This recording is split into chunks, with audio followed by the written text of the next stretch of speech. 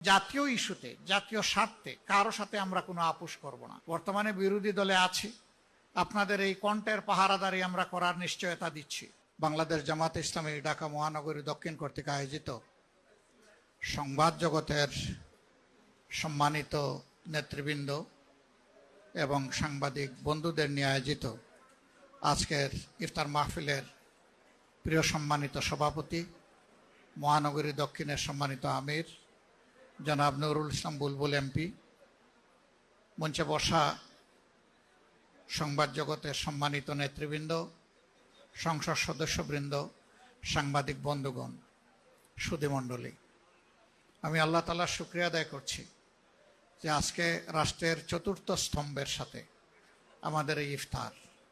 আমার কাছে এই স্তম্ভটি বাকি তিনটা স্তম্ভকে সোজা রাখার ভ্যান গাড়ি আমি মনে করি, কিন্তু দুর্ভাগ্য আমার আগে আমাদের সম্পাদক বিস্তারিত বলে গেছেন, আমরা ফেসিবাদের কবলে পড়ে আমাদের সংবাদ মাধ্যমের কাছে জাতির যে প্রত্যাশা এইটা হারিয়ে ফেলেছিলাম গত 15.5 বছর। শুধু তাই নয়, আজ আমি গভীর শ্রদ্ধার সাথে স্মরণ করছি আপনাদেরই একজন প্রিয়জন জনাব গাজী রুহুল আমিন।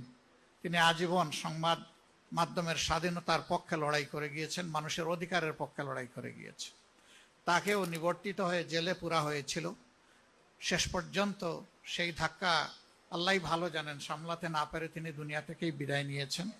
আমি তার প্রতি শ্রদ্ধা নিবেদন করছি এবং তার মাগফিরাত কামনা করছি আল্লাহর দরবারে। শুধু তাই না, আমাদের সম্পাদকের সাথে কি আচরণ করা হয়েছে দফায় দফায় আপনারা জানেন।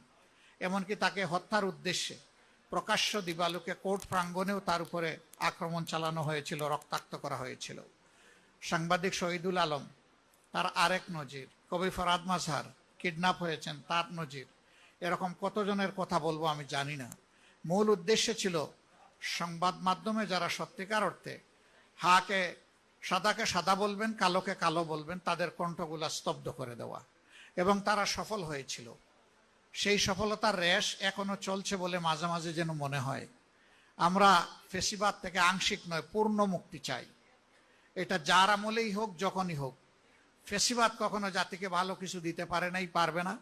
এবং সাংবাদিক বন্ধুদেরকে শুধু এতটুকু অনুরোধ করব, আপনাদের পরিচয় হচ্ছে আপনারা জাতির বিবেক। আপনারা বিবেক অনুযায়ী চলবেন। হায়াত মউত আল্লাহ তাআলার হাতে। জন্ম একদিন নিয়েছি, মৃত্যু একবারই হবে। লড়তে হবে বীরের মতো, মাঝখানে আর কোনো আপোষ নাই। আমরা বিরোধী দল থেকে, বর্তমানে বিরোধী দলে আছি, আপনাদের এই কণ্ঠের পাহারাদারি আমরা করার নিশ্চয়তা দিচ্ছি। কিন্তু এই কাজটা দিতে হবে সরকারি দলকে। আমরা চোখ খোলা রাখবো, আপনারাও চোখ জাগ্রত রাখবেন। আমরা একসাথে এটার জন্য লড়াই করে যাব। যদি এই অঙ্গটা প্রপারলি ফাংশন করে, বাকি রাষ্ট্রের 3 অঙ্গ, সাংবিধানিক 3 অঙ্গ সোজা চলতে বাধ্য হবে। আর এই অংশ যদি ভঙ্গুর হয়ে যায়, ব্যর্থ হয়ে যায়, বাকি 3 অংশ অটোমেটিক্যালি 3 অঙ্গ ব্যর্থ হয়ে যাবে। আমরা সেই ব্যর্থতা আর দেখতে চাই না। আমরা এখন শুধু সফলতা চাই, একটা ঐক্যবদ্ধ জাতি আমরা দেখতে চাই, এবং জাতীয় ইস্যুতে, জাতীয় স্বার্থে কারো সাথে আমরা কোনো আপোষ করব না। সরকারি দল যদি সেই ক্ষেত্রে অনড় থাকে, আমরা তাদেরকে পাশে থেকে শক্তি যোগাবো, একসাথে লড়াই করব। কিন্তু সরকারি দল যদি দেখি এইখান থেকে তারা বিচ্যুত হয়ে যাচ্ছেন, তাদেরকে সোজা করে রাস্তায় আনার চেষ্টা করব, না হলে প্রতিরোধ গড়ে তুলব। এটি হবে আমাদের নীতি। আমরা সেই বাংলাদেশটাই চাচ্ছি, যেই বাংলাদেশে আর ফেসিবাদ আসবে না ফিরে, এবং যেই বাংলাদেশ আর কোনো আধিপত্যবাদের কাছে মাথা নত করবে না। আপনাদের সবাইকে ধন্যবাদ। আসসালামু আলাইকুম ওয়া রাহমাতুল্লাহ।